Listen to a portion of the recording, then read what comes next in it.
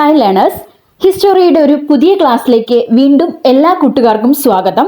അപ്പോൾ കഴിഞ്ഞ ക്ലാസ്സിൽ നമ്മൾ നവോത്ഥാനം സാഹിത്യത്തിൽ ചെലുത്തിയ സ്വാധീനത്തെ കുറിച്ചിട്ടായിരുന്നു പഠിച്ചിട്ടുണ്ടായിരുന്നത് അല്ലേ. അപ്പോൾ ഇന്ന് നവോത്ഥാനം കലയിലും അതുപോലെ വാസ്തുവിദ്യ മേഖലയിലും ഉണ്ടാക്കിയിട്ടുള്ള സ്വാധീനത്തെ കുറിച്ചാണ് നമ്മൾ പഠിക്കാനായിട്ട് പോകുന്നത്. നിങ്ങൾ റെഡിയല്ലേ?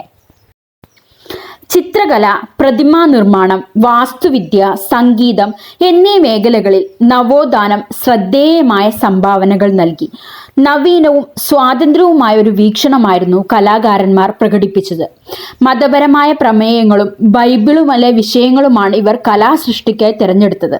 അതേസമയം അവരുടെ വീക്ഷണം, ആഖ്യാന രീതി എന്നിവ തികച്ചും മതേതരമായിരുന്നു. അപ്പോൾ ചിത്രകല, അതുപോലെ പ്രതിമാ നിർമ്മാണം, വാസ്തുവിദ്യ, സംഗീതം എന്നിവയിലെല്ലാം നവോത്ഥാന കാലം ശ്രദ്ധേയമായിട്ടുള്ള സംഭാവനകൾ നൽകിയിട്ടുണ്ടായിരുന്നു.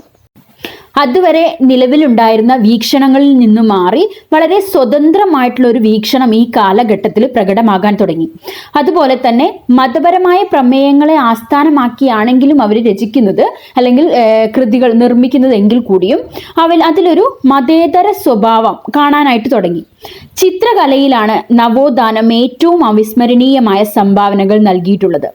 രണ്ട് തരം ചിത്രകലാ ശൈലികളാണ് നവോത്ഥാന കാലത്ത് വളർന്നു വന്നത്. അവയാണ് ഫ്ലോറന്റൈനും അതുപോലെ വെനീഷ്യനും. അതായത് രണ്ട് തരം ശൈലികൾ, ചിത്രകലാ ശൈലികളാണ് ഈ നവോത്ഥാന കാലഘട്ടത്തിൽ ഇറ്റലിയിൽ വളർന്നു വന്നത്.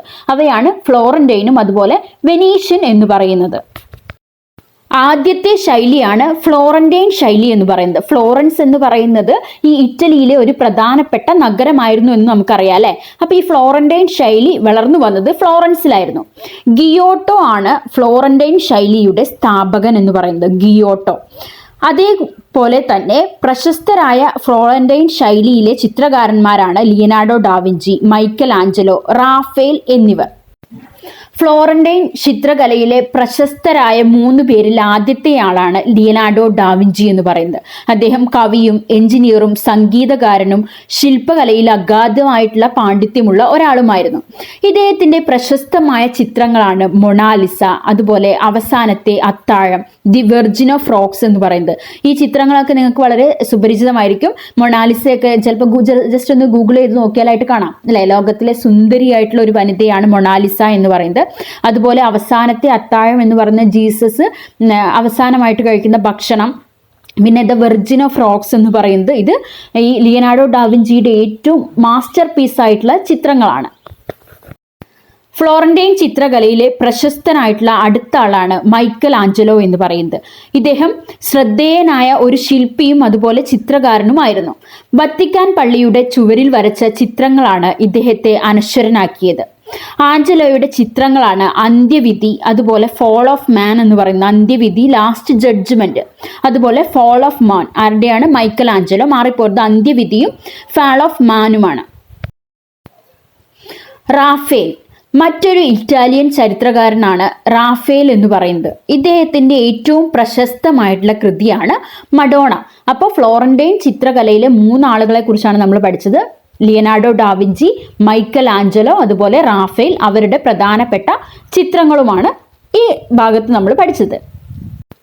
ഫ്ലോറന്റൈൻ ചിത്രകലയെ പോലെ തന്നെ ഈ കാലഘട്ടത്തിൽ ഇറ്റലിയിൽ പ്രാമുഖ്യമുണ്ടായിരുന്ന മറ്റൊരു ചിത്രകലാ ശൈലിയാണ് വെനീഷ്യൻ കല എന്ന് പറയുന്നത്. വെനീഷ്യൻ ചിത്രകാരന്മാരും നവോത്ഥാനത്തിന് മികച്ച സംഭാവനകൾ നൽകിയവരാണ്. ബെല്ലിനി, ടിഷ്യൻ, ജോർജിയൻ എന്നിവരായിരുന്നു ഇതിൽ പ്രമുഖർ. ബെല്ലിനി, ടിഷ്യൻ, അതുപോലെ ജോർജിയൻ. ഇവരുടെ ഒരു പ്രത്യേകത എന്ന് പറയുന്നത് ആത്മീയത അല്ലെങ്കിൽ ദൈവികതയിൽ നിന്നും മാറി എങ്ങോട്ടായി? ഭൗതികമായിട്ടുള്ള കാര്യങ്ങൾ അല്ലെങ്കിൽ മനുഷ്യനുമായി ബന്ധപ്പെട്ട കാര്യങ്ങളിലേക്ക് ഇവരുടെ സെന്റർ ഓഫ് അട്രാക്ഷൻ മാറി. അതുപോലെ തന്നെ വളരെ മതനിരപേക്ഷമായിട്ടുള്ള രചനകൾ നടത്തി എന്നുള്ളതും ഈ ഒരു വെനീഷ്യൻ കലയുടെ പ്രാധാന്യമായിട്ട് നമുക്ക് കണക്കാക്കാനായിട്ട് സാധിക്കും. അടുത്തതായിട്ട് നവോത്ഥാനം വാസ്തുവിദ്യ മേഖലയിൽ ഉണ്ടാക്കിയിട്ടുള്ള സ്വാധീനത്തെ കുറിച്ചാണ് നോക്കുന്നത്. വാസ്തുവിദ്യയിലും ക്ലാസിക്കൽ പാരമ്പര്യം പ്രകടമായിരുന്നു. കെട്ടിടങ്ങളിൽ നിന്ന് വേറിട്ട് സ്വതന്ത്ര പ്രതിമാ നിർമ്മാണം ഈ കാലഘട്ടത്തിലെ ഒരു മികച്ച സവിശേഷതയായിരുന്നു. അതുവരെ കെട്ടിടങ്ങളോട് ചേർന്ന്, ഇപ്പൊ പള്ളികളോടൊക്കെ ചേർന്നായിരുന്നു പ്രതിമകൾ നിർമ്മിച്ചിരുന്നതെങ്കിൽ അതിൽ നിന്ന് മാറി സ്വതന്ത്രമായിട്ടുള്ള പ്രതിമാ നിർമ്മാണമായിരുന്നു ഈ ഒരു കാലഘട്ടത്തിന്റെ പ്രധാന സവിശേഷത എന്ന് പറയുന്നത്. ഈ ഒരു നവീന ശില്പകലയുടെ സ്ഥാപകൻ അല്ലെങ്കിൽ തുടക്കക്കാരൻ എന്ന് പറയുന്നത് ഡൊണാറ്റലോ ആണ്. ഇദ്ദേഹമാണ് ഡേവിഡിന്റെ വെങ്കല ശില്പം ഉണ്ടാക്കിയത്. റോമൻ കാലത്തിനു ശേഷം നിർമ്മിക്കപ്പെട്ട ആദ്യത്തെ സ്വതന്ത്ര നഗ്ന ശില്പമാണ് ഡൊണാറ്റലോയുടെ ഡേവിഡിന്റെ വെങ്കല ശില്പം എന്ന് പറയുന്നത്. അപ്പൊ ശില്പകല അല്ലെങ്കിൽ വാസ്തുവിദ്യ മേഖലയിൽ നവോത്ഥാനം വലിയ രീതിയിലുള്ള ഒരു സ്വാധീനം ഉണ്ടാക്കിയിരുന്നു. അതിന്റെ ഏറ്റവും ഇമ്പോർട്ടൻസ് എന്ന് പറയുന്നത് സ്വതന്ത്രമായിട്ടുള്ള പ്രതിമകൾ നിർമ്മിക്കാനായിട്ട് തുടങ്ങി. അതിന്റെ തുടക്കക്കാരൻ എന്ന് പറയുന്നത് ഡൊണാറ്റലോ ആണ്. അദ്ദേഹത്തിന്റെ ഡേവിഡിന്റെ വെങ്കല പ്രതിമ എന്ന് പറയുന്നത് റോമൻ കാലഘട്ടത്തിന് ശേഷം നിർമ്മിക്കപ്പെട്ട ആദ്യത്തെ സ്വതന്ത്ര നഗ്ന ശില്പമാണ്. മറ്റൊരു പ്രമുഖൻ ലോറൻസോ ഗിബേർട്ടി ആയിരുന്നു. ഫ്ലോറൻസിലെ ഒരു മന്ദിരത്തിൽ തീർത്ത ശില്പങ്ങളാണ് ഇദ്ദേഹത്തെ പ്രശസ്തനാക്കുന്നത്. അപ്പൊ രണ്ടുപേരെ കുറിച്ച് പഠിച്ചു, ഡൊണാറ്റലോയും അതുപോലെ ലോറൻസോ ഗിബേർട്ടി എന്ന് പറയുന്നത്. അദ്ദേഹം ഫ്ലോറൻസിലെ ഒരു മന്ദിരത്തിൽ തീർത്ത ശില്പങ്ങളാണ് ഇദ്ദേഹത്തെ പ്രശസ്തനാക്കുന്നത്. ചിത്രകലയെ പോലെ തന്നെ ശില്പകലയിലും പ്രാമുഖ്യമുള്ളവരായിരുന്നു ഡാവിഞ്ചിയും അതുപോലെ മൈക്കൽ ആഞ്ചലോയും. ഡേവിഡിന്റെ കൂറ്റൻ പ്രതിമ, മോശയുടെ പ്രതിമ, യേശുവിനെ മടിയിൽ കിടത്തി ആശ്വസിപ്പിക്കുന്ന ചിത്രമായിട്ടുള്ള പിയാത്ത, ഇത് നിങ്ങൾക്ക് വളരെ പരിചിതമായിരിക്കും അല്ലെ. പിയാത്ത എന്ന് പറയുന്നത് മേരി മകനായിട്ടുള്ള യേശുവിനെ മടിയിൽ കിടത്തിയിട്ട് പരിചരിക്കുന്ന ഒരു ചിത്രമാണ് പിയാത്ത എന്ന് പറയുന്നത്. നവോത്ഥാന കലാകാരന്മാർ ഗ്രീക്കോ റോമൻ മാതൃകയിലാണ് കെട്ടിടങ്ങൾ രൂപകൽപ്പന ചെയ്തിരുന്നത്. ഇവർ ഗോതിക് ശൈലിയെ പൂർണ്ണമായും നിരാകരിച്ചു. അപ്പൊ ഈ ഒരു വാസ്തുവിദ്യയുടെ ഒരു പ്രധാനപ്പെട്ട സവിശേഷത എന്ന് പറയുന്നത് ഗോതിക് ശൈലിയെ നിരാകരിച്ചു എന്നതാണ്. ഗോതിക് ശൈലി എന്ന് പറയുന്നത് മധ്യകാലഘട്ടത്തിൽ യൂറോപ്പിൽ നിലനിന്നിട്ടുണ്ടായിരുന്ന ഒരു ശൈലിയാണ് ഗോതിക് ശൈലി എന്ന് പറയുന്നത്. അതിനെ പൂർണ്ണമായും നിരാകരിച്ചുകൊണ്ട് പുതിയൊരു രീതി ഇവര് സ്വായത്തമാക്കി. കുരിശ് രൂപത്തിലുള്ള അടിത്തറ, സ്തംഭങ്ങൾ, ആർച്ചുകൾ എന്നിവയാണ് നവോത്ഥാന കലയുടെ ഏറ്റവും പ്രധാനപ്പെട്ട സവിശേഷത എന്ന് പറയുന്നത്.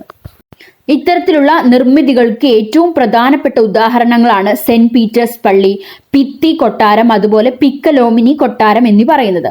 ഇനി വാസ്തുവിദ്യ മേഖലയെ പോലെ തന്നെ സംഗീതത്തിലും ഈ നവോത്ഥാനം വലിയ രീതിയിലുള്ള സ്വാധീനം ചെലുത്തിയിട്ടുണ്ടായിരുന്നു. വയലിൻ, ഓർഗൻ, ചെണ്ട, വീണ തുടങ്ങിയ ഉപകരണങ്ങൾ ഇതിന് ഉദാഹരണമായിരുന്നു. ഇവിടെ നമുക്ക് ഒരു കോമൺ ആയിട്ട് കാണുന്ന ഫാക്ടർ എന്ന് പറയുന്നത് ഒരു മതേതര സ്വഭാവം സംഗീതത്തിലും ഈ ഒരു കാലഘട്ടത്തിൽ പ്രകടമായി എന്നാണ്. അപ്പോൾ ഇന്ന് നമ്മൾ പഠിക്കാനായിട്ട് ശ്രമിച്ചത് ചിത്രകലയിലും വാസ്തുവിദ്യ മേഖലയിലും അതുപോലെ സംഗീതത്തിലും നവോത്ഥാനം ചെലുത്തിയ സ്വാധീനത്തെ കുറിച്ചിട്ടായിരുന്നു. കഴിഞ്ഞ ക്ലാസ്സിൽ നമ്മൾ സാഹിത്യത്തിൽ ചെലുത്തിയ സ്വാധീനത്തെക്കുറിച്ച് പഠിച്ചു കഴിഞ്ഞു. ഇന്ന് ഈ ഒരു ക്ലാസ്സിലൂടെ നമ്മൾ ഏകദേശം ചിത്രകലയും അതുപോലെ വാസ്തുവിദ്യ മേഖലയും പൂർണ്ണമായിട്ടും കംപ്ലീറ്റ് ചെയ്തു.